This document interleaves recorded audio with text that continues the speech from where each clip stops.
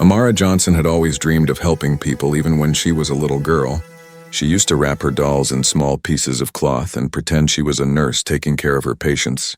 Growing up in a warm and loving family, she learned early on that kindness could heal wounds that medicine couldn't. Her father, Dr. Charles Johnson, was a respected hospital director who believed in hard work and compassion. But Amara never wanted special treatment because of who he was. She wanted to make her own name, to prove that she could stand tall on her own. When she finished nursing school, she applied to Hillcrest Medical Center, a large and famous hospital in the city. It was known for its high standards, its busy wards, and its brilliant doctors. Getting hired there was not easy. Many people thought only the most talented and hardworking staff could survive the long shifts and endless responsibilities. When Amara received her acceptance letter, she felt like her dream had finally come true. Her first day at Hillcrest was a mix of excitement and nervousness. She woke up early, ironed her crisp white uniform, and tied her natural curls neatly into a bun. Her hair had always been her pride, thick, soft, and full of life. It reminded her of her mother, who used to say, "Never hide your crown, baby. Wear it with grace." As she looked in the mirror, Amara smiled and whispered, "I'm ready." Walking into the hospital for the first time, she could feel the energy of the place. The halls buzzed with nurses pushing stretchers, doctors reading charts, and machines beeping softly in the background. Everyone seemed to be in motion, but there was also a rhythm to it, like a heartbeat that kept the hospital alive. Amara took a deep breath and joined the flow. The head nurse, Mrs. Clark, welcomed her with a polite but firm smile. "You'll be working in the surgical wing." "Miss Johnson," she said, handing her a folder. "It's busy, but you'll learn fast." Amara nodded eagerly, determined to prove herself as she began her orientation. She noticed how quickly everything moved. Orders shouted down the corridor, phones ringing, footsteps echoing. There was no time to hesitate. You had to think on your feet. The other nurses were friendly, though a few seemed curious about her. One of them, Sandra, whispered, "You got in fast, didn't you?" "Most people wait months for an interview." Amara laughed softly. "Maybe I just got lucky," she replied, not mentioning her father's name. She didn't want anyone to think she had been hired through connections. She wanted to earn respect through her work, not her background. Her first week went surprisingly well. She assisted in minor procedures, checked on patients, and even helped calm a crying child before surgery. Her gentle voice and warm smile made people trust her instantly. Patients remembered her name, and doctors started noticing her calm focus during stressful situations. It wasn't long before other nurses began saying, "Ask Amara, she always knows what to do." One evening, after a particularly long shift, Amara sat in the cafeteria, sipping coffee and writing notes in her small journal. It was her habit to reflect on each day, what she had learned, what she could do better, she wrote. "Today I held a patient's hand while she cried. Sometimes healing means listening." As she closed her notebook, she looked around and smiled. The hospital felt less intimidating now, more like a place where she belonged. But not everyone saw her that way in the operating room. A senior surgeon named Dr. Ethan Voss had taken notice of her, not because of her skill, but because of her quiet confidence and bright eyes. He was known for his sharp tongue and sarcastic humor. People laughed at his jokes even when they weren't funny, simply because he was powerful. When he saw Amara working one day, he smirked and said, "New nurse, huh? Let's hope you can keep up." She smiled politely and said, "I'll do my best, doctor," trying not to show her discomfort. As the days passed, Amara focused on her duties. Always careful, always kind. She stayed late to help patients, often skipping her lunch breaks to check on those who needed extra care. The more she worked, the more she realized how challenging the hospital world could be. It wasn't just about medicine, it was about egos, hierarchies, and invisible lines of respect. Some people treated her as an equal, others looked down on her still. Amara didn't lose her light every morning. She came in with her curls shining under her cap, her smile ready and her heart open. Some colleagues began to admire her strength, saying things like, "You've got a calm spirit, Amara. That's rare here." She would blush and thank them softly, never realizing how much she stood out. At home, her father would ask about her days, and she would tell him small stories, about a grateful patient or a kind coworker. She never mentioned the stress or the few rude remarks she heard. She didn't want to worry him. "Everything's going great. Dad," she'd say with a smile. He would nod proudly, unaware that his daughter's kindness would soon be tested in the most painful way. In those early days, Amara believed the hospital was a place of healing and teamwork, a place where everyone cared for one another. She had no idea that behind the white coats and polished floors, some people carried arrogance instead of compassion. She couldn't imagine that one day, the very place where she hoped to build her future would be the setting of her deepest humiliation. But for now, Amara Johnson was full of hope. Her laughter echoed softly in the halls, and her presence brought warmth to even the coldest wards.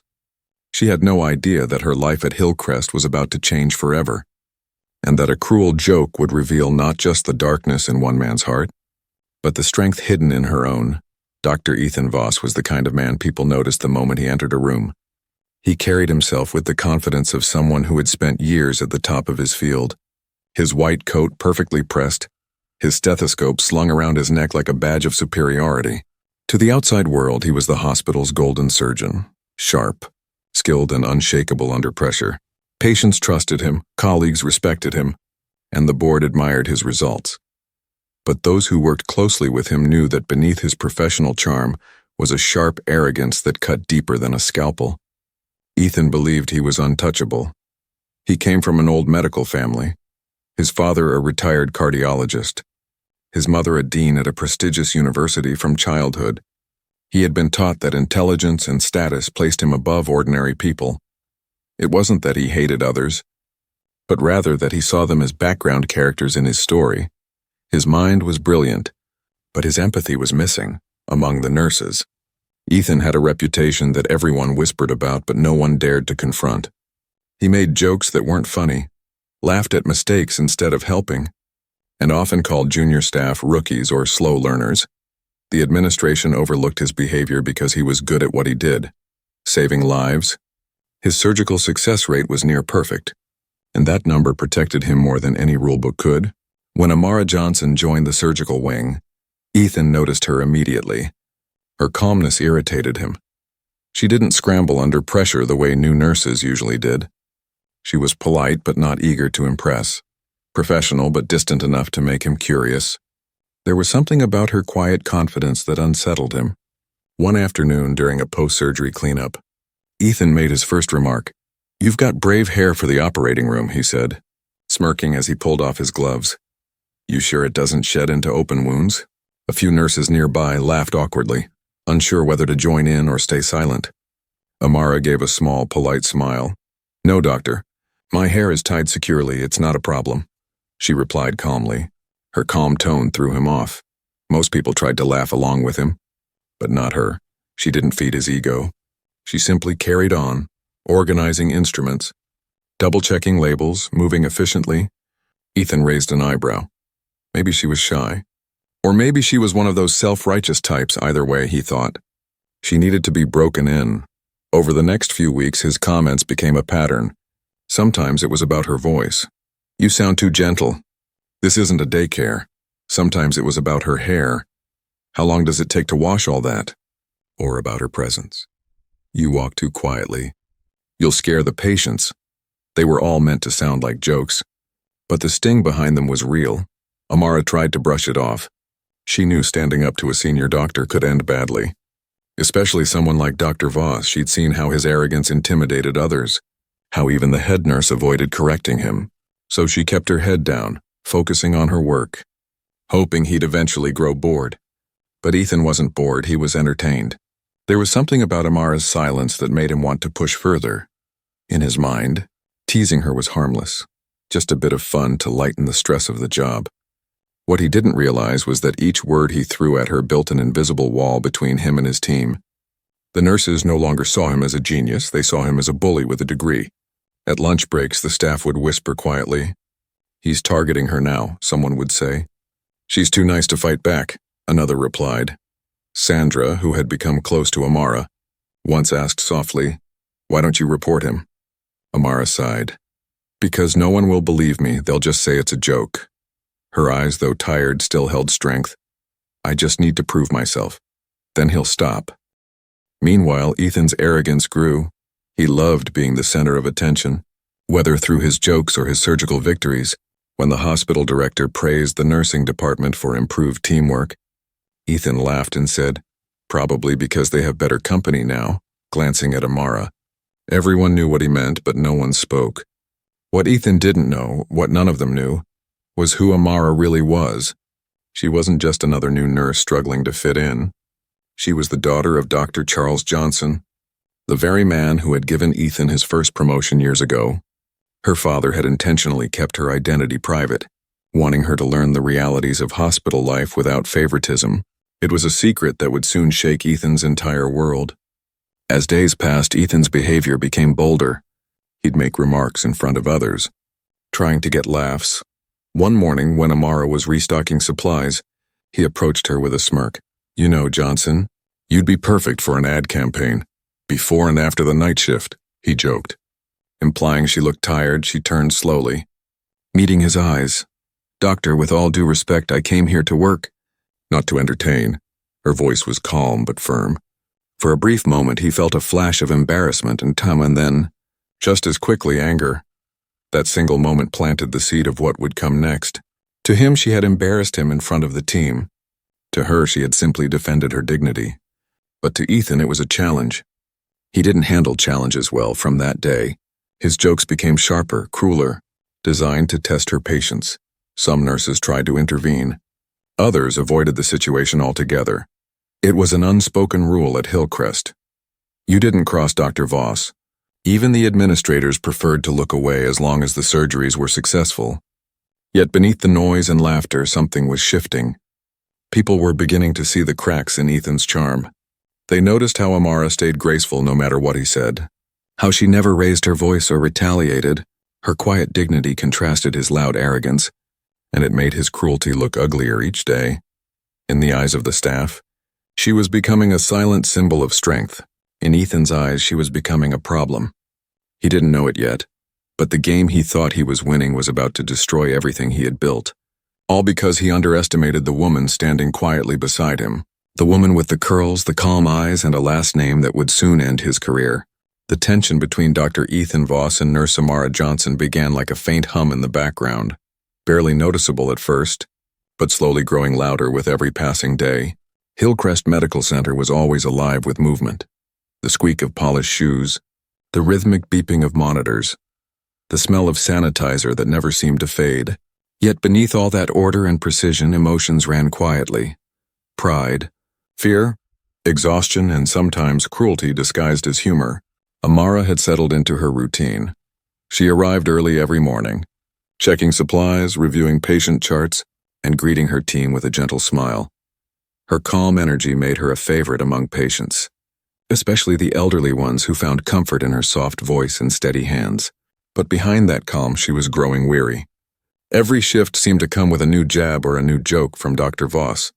At first, she told herself it was just workplace banter, that he probably didn't mean harm, but the comments about her hair, her tone, and even her intelligence started to sting more than she wanted to admit.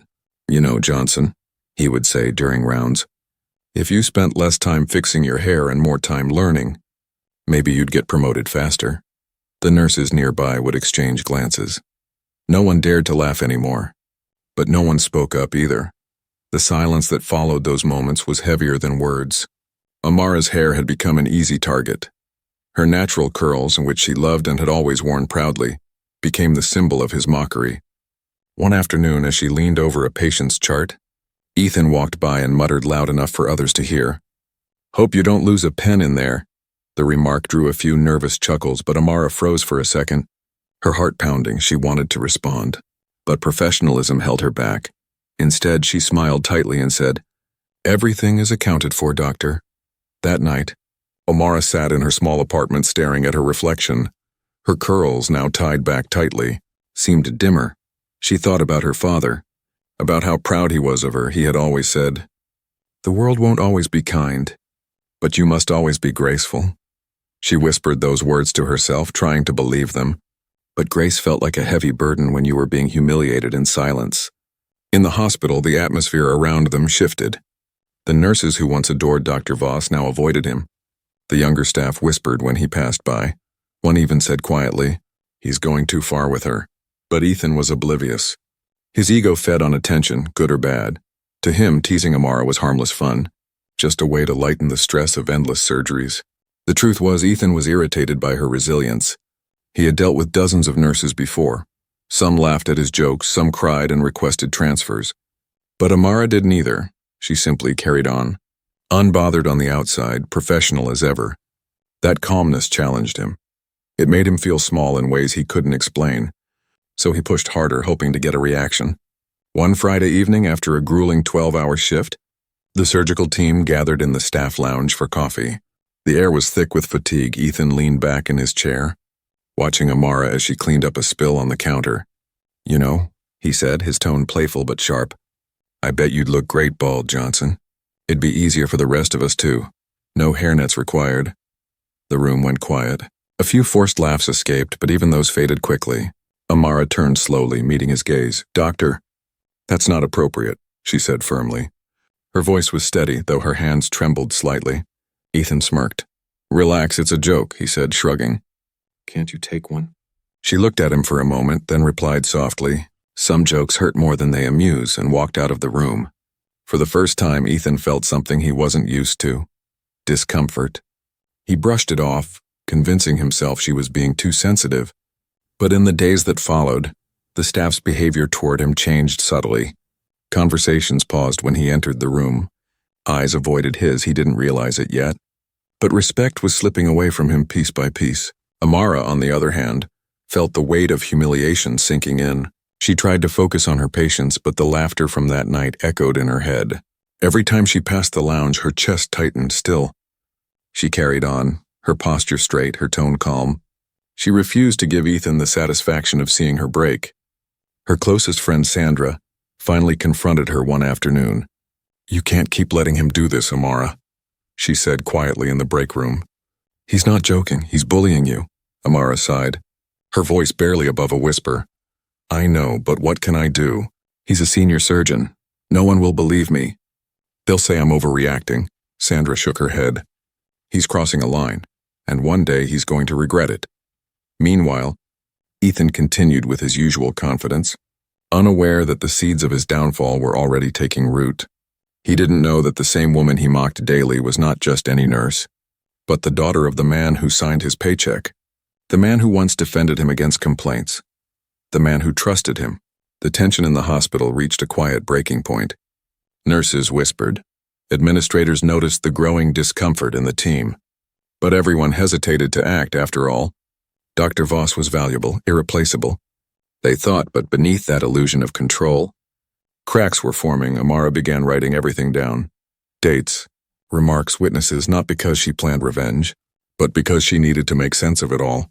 Her journal, once filled with patient stories and notes of gratitude, now carried pages of pain and disbelief. Still, she kept her head high, greeting each patient with the same warmth. For her, kindness was not a weakness, it was her quiet rebellion. Every time she smiled at a patient, every time she completed a perfect shift, she proved that no amount of cruelty could destroy her spirit. And while Ethan continued to laugh at his own jokes, he didn't notice that fewer people were laughing with him. The walls of Hillcrest whispered stories, and soon, those whispers would reach the one person who had the power to turn his laughter into silence. Dr. Charles Johnson, the director, and the father of the nurse whose strength he had mistaken for weakness. That night at Hillcrest Medical Center felt longer than usual. The emergency ward was buzzing. Nurses moving quickly, doctors giving orders, and the air smelled of antiseptic and fatigue. Amara had been on her feet for almost 10 hours. Her scrubs were wrinkled, her bun had loosened slightly, and yet she moved with quiet focus, checking vitals and comforting patients who looked at her with tired gratitude. Dr. Ethan Voss was finishing his last surgery of the night. The operation had gone well, and the team was cleaning up the operating room. He walked out into the staff lounge, stretching his arms with a grin that suggested he was proud of himself. "Another miracle by yours truly," he said with a smug chuckle. Some of the younger interns laughed weakly, trying to stay on his good side. Amara entered the lounge a few minutes later, carrying a clipboard and some patient files. Her plan was to double-check the post-surgery notes before heading home. She smiled politely at the group and quietly sat down at the far end of the room. Ethan's eyes landed on her instantly for some reason, Seeing her calm face after a long day irritated him. "Hey, Johnson," he said loudly, his tone half teasing, half mocking. "You ever think about getting a haircut? Might save you some time in the mornings." The room fell quiet for a second. A few nervous giggles followed. Amara looked up from her papers and replied softly, "My hair is fine, doctor. Thank you for your concern," and went back to her notes. That should have been the end of it, but Ethan wasn't satisfied. His ego needed laughter. It thrived on it. He reached into his locker and pulled out a pair of electric clippers, the kind used for trimming surgical prep areas. "Come on, I'll help you out. We'll make you more sterile for the OR," he said with a grin. The nurses looked up in disbelief. Thinking he was joking, Amara froze, her heart skipping a beat. "That's not funny," she said firmly, standing up, but before she could step back, Ethan, driven by his own arrogance and the nervous laughter of his audience, turned the clippers on and made a quick swipe across the back of her head. The buzzing sound filled the air, followed by a gasp so sharp it felt like the room itself inhaled. A small patch of her dark curls fell onto the floor. For a second, no one moved. The laughter stopped. Ethan's smirk vanished. Amara's hand slowly went to the back of her head, her fingertips brushing the uneven patch of hair. Her heart pounded so loudly she could barely hear the faint hum of the lights above. "Ethan, what the hell?" one of the nurses whispered. The silence that followed was suffocating. Amara looked at him, eyes wide with shock, tears forming but not falling yet. You actually did it," she whispered. Her voice trembled not with anger but with disbelief. Ethan took a step back, his face pale. "It was just a joke," he said quickly, laughing nervously. "Come on, it's hair. It'll grow back." No one laughed. Sandra, who had been sitting nearby, stood up and snapped, "That's not a joke, Dr. Voss. That's assault." The word hit the room like thunder. Ethan's jaw tightened. "Watch your words," he muttered. But his voice had lost its usual authority. Amara couldn't speak. She grabbed her bag with shaking hands and walked out of the lounge. Every step echoed in the hallway like a heartbeat. The fluorescent lights above her flickered faintly as if even they couldn't bear to watch. When she reached the locker room, she looked in the mirror. Her reflection felt like a stranger. The uneven patch stood out starkly against her smooth curls. It wasn't just about the hair, it was about respect, dignity, and the cruel laughter that had followed her for weeks. She sank onto the bench, tears finally spilling over. For a long time she sat there in silence, clutching the edge of the bench, trying to understand how something so humiliating could happen in a place meant for healing. Outside, the staff whispered among themselves. Some were angry, others afraid. "He's gone too far this time," one said. "But who's going to report him?" Another replied. Ethan stayed in the lounge, pacing, trying to justify his actions even to himself. It was a prank. That's all, he mumbled, but deep down, guilt was already gnawing at him. The next morning, Amara came to work early. Her hair tied in a simple scarf, she looked composed, but her eyes were red from crying without saying a word. She walked into the administration office and filed a formal complaint. Her voice didn't tremble as she explained what happened. She wrote every detail, the words, the laughter, the exact moment the clippers touched her hair. When she was done, the HR officer sat in stunned silence. "This is serious, Nurse Johnson," they said softly. "We'll need to start an investigation right away." Amara nodded. "Please do," she replied calmly. Word spread through the hospital like wildfire. Some staff members avoided eye contact when she passed by. Others whispered words of support. "Stay strong, Amara," Sandra told her. "He won't get away with this," Dr. Voss, on the other hand, was furious not at himself, but at the situation. He tried to laugh it off in the break room, saying, "It's being blown out of proportion. She's just sensitive." But no one laughed anymore. The charm he once carried had vanished, replaced by an uncomfortable silence that followed him everywhere. That night, Amara sat at home with her father, Dr. Charles Johnson, unaware of what he was about to read. She didn't tell him about the incident yet. She needed time. But fate was already moving faster than she knew. The complaint she filed that morning was making its way through the hospital's internal channels, landing on the director's desk for review. And when her father opened that file the next morning, his world, and Dr. Voss's, would never be the same. For now, the hospital hummed as usual, but behind its walls a storm was gathering, one that would test reputations, reveal truths, and change lives forever. The next morning, the hospital felt colder than usual. The bright white corridors that once buzzed with energy now carried a heavy silence.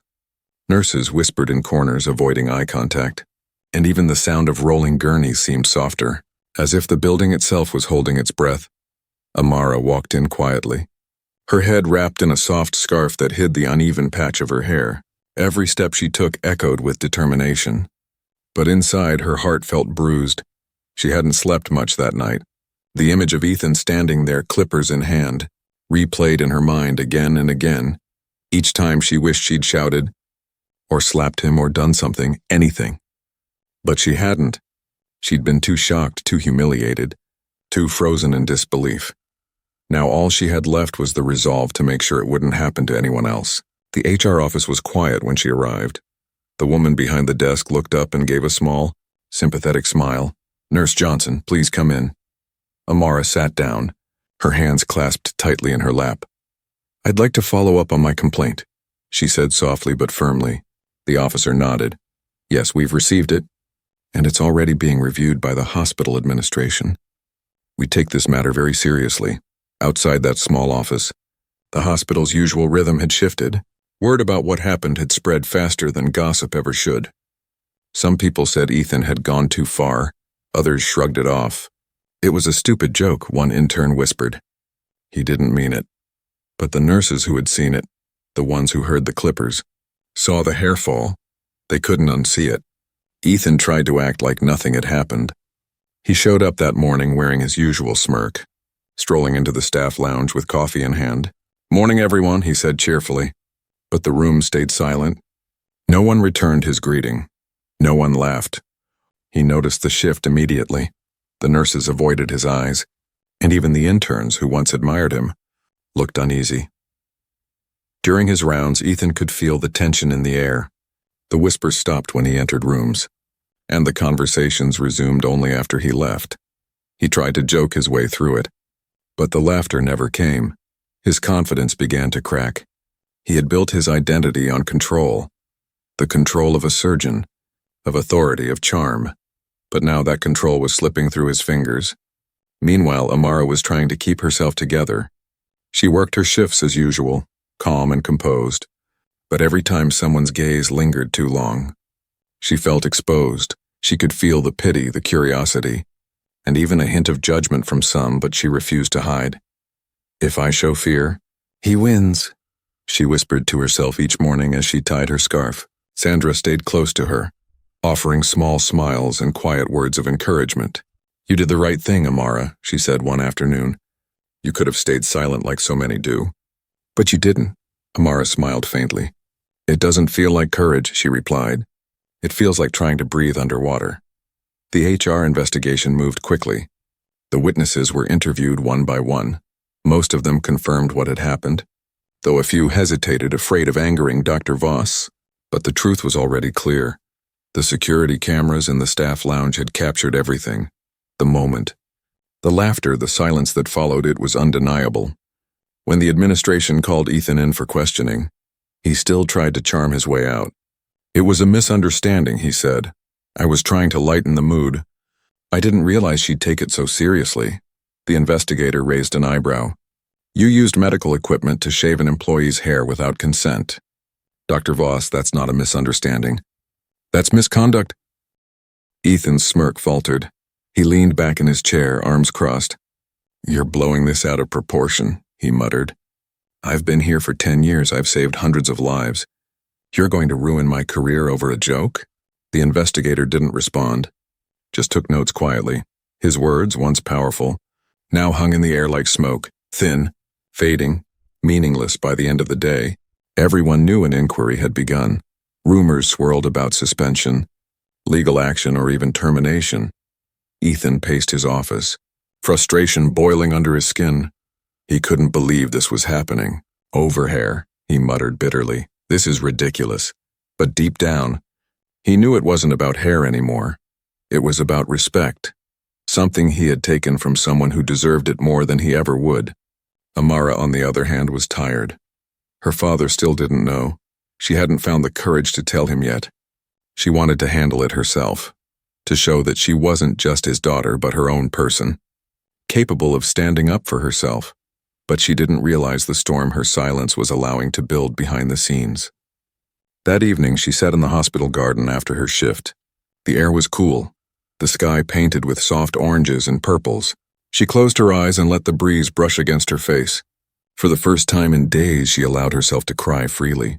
The tears weren't just from pain. They were from exhaustion, frustration, and the quiet strength it took to keep going. Inside, Ethan was summoned once more to the administration office. This time, the tone was different. Dr. Voss, the HR officer, said, "The complaint has been escalated to the hospital director's office." Ethan's heart skipped. "The director?" He repeated, "Why? I thought this was an internal issue." The officer looked at him firmly. "It still is, but this case requires higher review." He didn't know that the director, Dr. Charles Johnson, was the last person he should want involved. As the day came to a close, Amara walked past Ethan in the hallway. Their eyes met for a brief moment. His usual arrogance was gone. Replaced with uncertainty, he opened his mouth to speak. But she simply nodded and kept walking, calm and quiet. The same calm that had once irritated him now filled him with fear. The walls of Hillcrest had seen many things: life, death, healing, and heartbreak. But never had they witnessed a fall as silent and inevitable as the one about to come. The man who thought himself untouchable was standing on the edge of his own pride, and the woman he tried to humiliate was unknowingly the reason his world was about to crumble. The complaint landed on Dr. Charles Johnson's desk early Monday morning. The sun had barely risen, and the soft light filtered through the glass walls of his office, illuminating the papers stacked neatly in front of him. He was sipping his coffee, scanning reports about hospital operations, budgets, and patient care, when his assistant knocked gently and handed him an envelope marked "Confidential Personnel Misconduct Report." Charles opened it absent-mindedly, expecting another minor disciplinary issue. But as his eyes moved down the page, his expression began to change. The words blurred for a moment. "Dr. Ethan Voss. Electric clippers. Shaved a nurse's hair? Without consent." He sat up straighter, his grip tightening on the paper. His breath caught as he reached the line that read, "Victim Nurse Amara Johnson." For a few seconds, he didn't move. The sound of the ticking clock filled the room. His daughter's name on an official complaint form was something he'd never imagined he would see. Charles was not just a father. He was the hospital's director, a man known for his fairness and calm leadership. But in that moment, a storm raged inside him. The father in him wanted to stand up, drive straight to the surgical wing, and confront whoever dared hurt his child. The director in him forced him to stay composed. He read the report again, slower this time. Each word hit him harder. He saw the phrases harassment, public humiliation, evidence on video, and his chest tightened. He had always told Amara that the hospital world was tough, that she'd face challenges but this was cruelty. He pressed the intercom. "Carla, please schedule a private review with HR and Dr. Voss," he said, his voice calm but cold, "and bring me all related statements." As the day went on, the news reached him in fragments. Some staff tried to avoid discussing it around him, afraid of his reaction, but whispers spread quickly in any hospital. "Did you hear? The director's daughter was the one Dr. Voss humiliated," one nurse whispered. "He didn't even know who she was," another replied, shaking her head. By afternoon, Charles had all the files he needed: witness reports, security footage, and Ethan's written statement. He played the video once, and that was all it took. There was no denying it. The camera showed Ethan laughing, holding the clippers, and the look on Amara's face as she realized what had happened. Charles stopped the video halfway through. His hand trembling, he leaned back in his chair. Staring at the ceiling, he had trusted Ethan. He had defended him in meetings when others called him arrogant. He had believed his confidence came from passion, not ego. Now he saw the truth. It wasn't passion. It was pride, poisonous and cruel. Later that evening, Charles requested a private meeting with Dr. Ethan Voss. The message reached Ethan's inbox just as he was finishing a consultation. He read it twice, a chill creeping up his spine. Meeting with Director Johnson, 6:01 p.m. sharp. He tried to brush it off, convincing himself it was procedural. "He probably just wants to close the case," he muttered. But his hands were slightly shaky as he typed a brief reply confirming the time. When Ethan entered the director's office that evening, the air felt heavy. Charles was sitting behind his desk, Glasses low on his nose, the complaint file open before him. His face was unreadable. Ethan forced a polite smile. "Good evening, sir." "Sit down, Dr. Voss," Charles said quietly. His tone was calm, too calm. Ethan sat, clearing his throat. "I assume this is about the misunderstanding with the nurse?" Charles didn't look up. He flipped through the pages of the file. "You call it a misunderstanding?" he asked softly.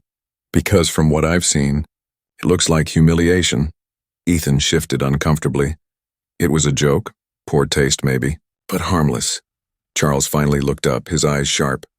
"Harmless," he repeated. "You shaved a woman's hair in front of her colleagues without consent in a hospital using surgical equipment? And you think that's harmless?" Ethan swallowed hard. "I didn't mean to offend her," he said. "She overreacted." Charles's voice cut through the air. "That she you're referring to is my daughter." Silence, complete and suffocating, filled the room. Ethan's eyes widened, his mouth half open. "Your daughter?" he whispered. His confidence collapsed instantly. He looked at the file again, the name he had ignored so casually. Amara Johnson, it all clicked. The surname, the quiet respect others showed her, the way the staff had suddenly gone cold. Charles leaned forward, his voice low but heavy with restrained anger. "You didn't know, and yet you still showed her no respect. You didn't know. And yet you thought it was acceptable to treat any nurse like that. My daughter or not, what you did is unforgivable." Ethan tried to speak. "Sir, please, it was never—" But Charles raised a hand, silencing him. "You've been warned before. I've seen the reports about your behavior, the sarcasm, the inappropriate jokes. I ignored them because I believed in your skill. I thought your arrogance came from talent, not cruelty. That was my mistake." For the first time in his career, Ethan was speechless. The confident surgeon who commanded rooms now sat small in his chair, his voice trapped in his throat. Charles stood up slowly, walking to the window. "Do you know what this hospital stands for, Dr. Voss?" he asked, still facing away. "Dignity, respect, compassion. These walls are meant to heal, not to humiliate." When he turned back, his eyes were cold. "Effective immediately. You are suspended pending disciplinary review. You are not to enter the hospital premises until further notice." Ethan's heart pounded. "Sir, please, my career." "Your career," Charles said, interrupting, "is the consequence of your choices, not my mercy." Ethan left the office without another word, the sound of his footsteps echoing down the empty hallway. When the door closed, Charles finally let his composure break. He sat back in his chair and covered his face with his hands. For all his authority, he was still a father, and the image of his daughter's tearful face haunted him. That night he called Amara. "Sweetheart, can you come to my office tomorrow?" he asked gently. She hesitated. "Dad, you know?" she said quietly. He took a deep breath. "Yes, I do, and I'm proud of how you handled it." Amara's voice trembled. "I didn't want to embarrass you." Charles closed his eyes, holding back tears. "You could never embarrass me, Amara. You reminded this hospital, and me, what real strength looks like." Outside, the city lights glimmered against the night sky, and somewhere in the quiet halls of Hillcrest, justice was finally beginning to stir. The meeting room was still and silent, the kind of silence that came before something life-changing. Dr. Ethan Voss stood just outside the director's office, his palms sweating, his chest tight. He had barely slept. His mind replayed the words from the previous night over and over. "You humiliated my daughter." Each time he heard it in his head, the weight grew heavier. When the assistant finally opened the door and said, "The director will see you now," Ethan took a deep breath and stepped inside. He half expected to see only Dr. Charles Johnson waiting behind the desk. But as the door clicked shut behind him, he froze. Sitting beside the director, calm and composed, was Amara. She wore her nurse's uniform, her scarf neatly tied, her face unreadable. For a moment, Ethan couldn't look directly at her. The small patch of uneven hair hidden beneath the scarf seemed to burn through his guilt like fire. "Dr. Voss," Charles began, his voice calm but sharp. "You know why you're here?" Ethan nodded quickly. "Sir, I just want to say how deeply sorry I am for what happened," he stammered. "It was foolish, thoughtless, completely unprofessional. I wasn't thinking." Charles raised his hand, cutting him off. "No, Dr. Voss, you were thinking. You just weren't thinking about anyone but yourself." Ethan swallowed, his eyes darting between the two of them. "I never meant to hurt her," he said weakly. It was a bad joke that went wrong. Amara spoke for the first time, her voice soft but firm. It wasn't a joke to me, she said. Her eyes met his, steady, unflinching. You didn't just cut my hair, Dr. Voss. You cut my dignity in front of people who should have been my team. You made me feel small, and you made others think it was okay to laugh. Her words pierced through the room. Ethan opened his mouth to respond but found no words. The guilt he'd been trying to bury rose up all at once. Heavier than he could bear, Charles leaned forward, his elbows resting on the desk. I've been a director long enough to know the difference between a mistake and a pattern, and what I see here, Dr. Voss, is a pattern. He opened a folder and flipped through pages. You've had multiple complaints over the years. Nurses, residents, even patients have reported your behavior. But we gave you chances, I gave you chances. Because I believed you could change. He closed the folder with a soft thud.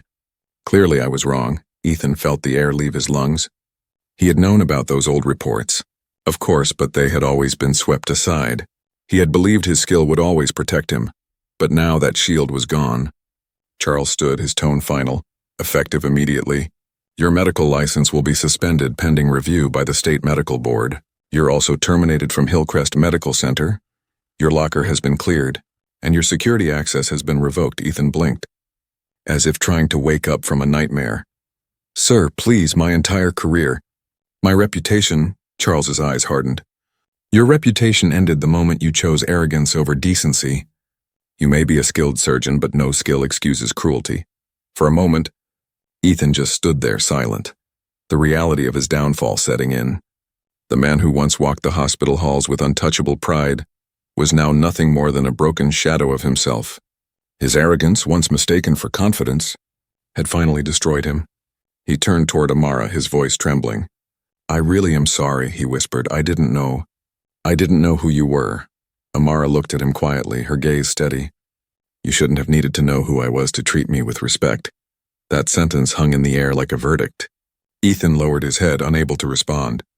As he walked out of the office, the sound of his footsteps echoed, not with authority anymore, but with shame. When he reached the hallway, a few nurses looked up as he passed, their eyes cold, distant. The man they once feared was no longer intimidating, just pitiful. Inside the office, Amara sat quietly. Her hands were clasped together, not out of nervousness, but to keep herself steady. Charles looked at her for a long moment before speaking. I didn't want to involve you in this meeting, but I needed him to face you. She nodded slowly. I understand, Dad, she said softly. I needed to see it too. Charles sighed deeply and leaned back in his chair. I've spent years building this hospital's name on skill and success, he said. But somewhere along the way, people like him made me forget that compassion matters more. Amara looked at him with gentle eyes. You didn't forget, Dad, she said. You just trusted the wrong people. He smiled faintly, pride and sorrow mingling in his expression. You remind me why I started this place, he said. Not for fame or reputation, but to heal, to help people feel safe again. Amara's eyes filled with quiet tears, not of sadness but relief. For days she had carried the weight of humiliation, anger, and fear, but in that moment she felt something different. Peace. She had stood her ground, she had spoken her truth, and justice had been served. Outside, the news of Ethan's dismissal spread quickly through the hospital. Some were shocked. Others said quietly that it was overdue. For the first time in years, people felt like their voices mattered. The nurses who once stayed silent now spoke up in meetings. HR implemented new training programs on workplace respect. And staff whispered Amara's name not as gossip, but as admiration. As for Ethan, he packed his things in silence. The laughter and attention he once craved were gone. Every corner of the hospital reminded him of what he had lost. Not just his job, but his reputation, his pride, and the respect of his peers. When he stepped outside the hospital doors for the last time, the wind was cold against his face. He glanced back once, seeing the building that had been his kingdom now standing tall without him. Inside, Amara returned to her duties quietly. She smiled at her patients, her voice calm and warm as ever. But this time, there was something new in her, a strength that could not be shaken. In the quiet that followed, the hospital began to heal, not just its patients, but itself. And in the center of it all stood Amara Johnson, the nurse who had endured cruelty, faced injustice, and shown everyone that true power doesn't come from titles or authority. It comes from dignity, courage, and grace. The weeks that followed were a quiet kind of healing. The chaos that had once filled Hillcrest Medical Center began to settle into calm. The echoes of gossip and tension were replaced by something new: respect, change, and the slow rebuilding of trust. Amara Johnson walked through the hospital corridors not as the girl who had been humiliated, but as the woman who had stood tall when it mattered most. Her hair had started to grow back, soft curls peeking through beneath her scarf. But more importantly, her confidence had returned. It wasn't loud or defiant. It was steady, strong, and peaceful. She had endured public shame, injustice, and fear, yet she had never lost her grace now. People greeted her with genuine warmth, not out of pity but admiration. The hospital administration moved quickly after the incident. New policies were introduced, clear, strict, and unbending. Posters appeared in hallways with bold words: "Respect is not optional." Mandatory sensitivity and workplace ethics training became a requirement for all staff, regardless of rank. And for the first time in Hillcrest's history, an anonymous hotline for workplace harassment was launched. Amara was invited to be part of the committee that helped design it. She hesitated at first, but her father encouraged her. "You've already changed this place once," he told her gently. "Now help make sure no one else goes through what you did." In those meetings, she spoke with calm conviction. "It's not enough to punish bad behavior," she said. "We need to teach people how to recognize it, how to stop it, and how to support those who experience it." Her words carried weight not because of her title, but because of her experience. Meanwhile, Dr. Ethan Voss's name had all but vanished from the halls of Hillcrest. His locker stood empty, his office reassigned. The once revered surgeon had become a cautionary tale whispered among staff. Talent means nothing without respect. Some said he left the city. Others heard he was appealing his suspension. But to Amara it no longer mattered. His absence was not revenge. It was closure.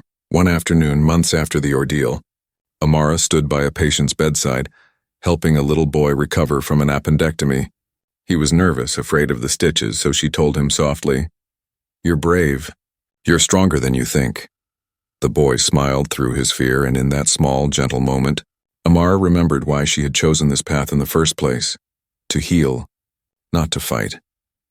After her shift, she walked through the garden behind the hospital, the same one she had sat in on the night of her breakdown. The trees swayed gently, and the flowers she had once stared at through tears now seemed brighter, freer. She sat on the same bench and exhaled deeply, feeling the peace that had eluded her for so long. Her father joined her a few minutes later. He had aged a little in the last few months. The stress of the investigation, the media inquiries, the internal reforms. But his eyes softened when he saw her. "You look stronger," he said. Sitting beside her, Amara smiled faintly. "I feel stronger," she replied. "Not because everything is perfect now, but because I learned that silence isn't strength. Speaking up is." Charles nodded slowly. "You taught me something too," he said. "For years, I believed discipline and skill made a good hospital, but I was wrong. It's compassion and accountability that truly save lives. You reminded me of that." They sat together in silence for a moment, listening to the faint sounds of ambulances in the distance. The hospital that had once been the site of humiliation was now a place of renewal. Amara had returned to her work not to prove herself, but to help rebuild a culture of kindness. Later that week, the hospital organized a staff meeting, not a typical one, but a gathering to discuss new values and unity. Amara was asked to speak, standing at the podium, her hand steady. She looked out at the faces before her. Doctors, nurses, interns, janitors, all watching quietly. "I don't want to talk about what happened," she began softly, "but I do want to talk about what came after. For a long time I thought strength meant staying silent, smiling through the pain. But real strength is standing up. Even when your voice shakes, it's about respect, not for titles or power, but for each other, because without respect, none of us can truly heal." The room erupted in quiet applause, not loud or showy, but heartfelt, the kind that carried meaning. Even Charles, sitting in the back, felt a lump form in his throat. From that day, Hillcrest began to change in ways no policy could measure. People checked in on one another more often. The laughter in the staff lounge returned, not cruel, But warm interns no longer feared asking questions, and the older nurses took pride in mentoring with patients. As the seasons changed, Amara's hair grew fuller again, but she no longer saw it as just hair. It was a symbol of resilience, of identity, of the strength to rise above cruelty. One morning, she looked in the mirror before her shift, her curls soft and shining in the sunlight. She smiled, not because everything was perfect, but because she was whole again. The same corridors that once echoed with humiliation now echoed with purpose. And every time Amara walked through them, patients smiled, nurses nodded, and even strangers felt lighter around her. She had become the heart of Hillcrest. Not because of her title, not because of her father, but because she had turned her pain into something powerful. Justice had been served, but something greater had been restored. Hope. And in the quiet moments between the beeping monitors and soft footsteps of nurses on duty, there was a sense of peace, a sense that compassion had found its way back into the walls of Hillcrest, all because one young nurse refused to let cruelty define her.